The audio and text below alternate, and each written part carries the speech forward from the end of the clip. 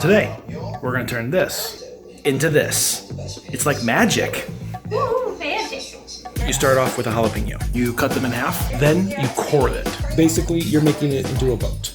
Be sure to rinse off all your jalapenos, kind of get that seed and the little stringy stuff off.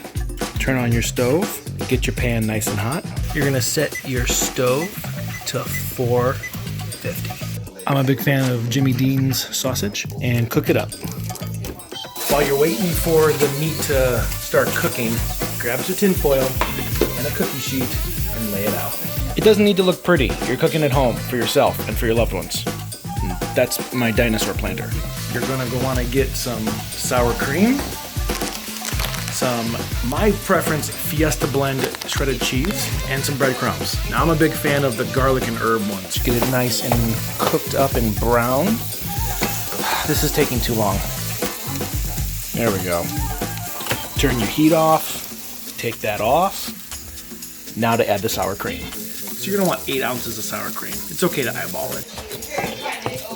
So, here you go. Here's where you want to add a very finite amount of cheese. That's good. Mix it all in. That was not good. A little bit more. Then, you take your jalapeno boat, you come over here, and you scoop this into this.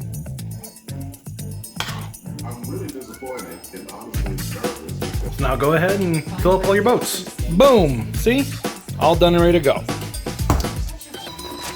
Pop open your breadcrumbs. Ooh. Usually this is where I would say just douse these beautiful jalapenos until you can't even see them anymore with tons of breadcrumbs because it makes it nice and crunchy. But I'm on keto, so we're gonna do it nice and fine.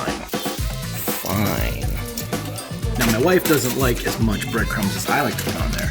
So for the other ones, I like to add a little more cheese. Grab some cheese and sprinkle it on generously. Remember, no one's watching you. No one's gonna judge you.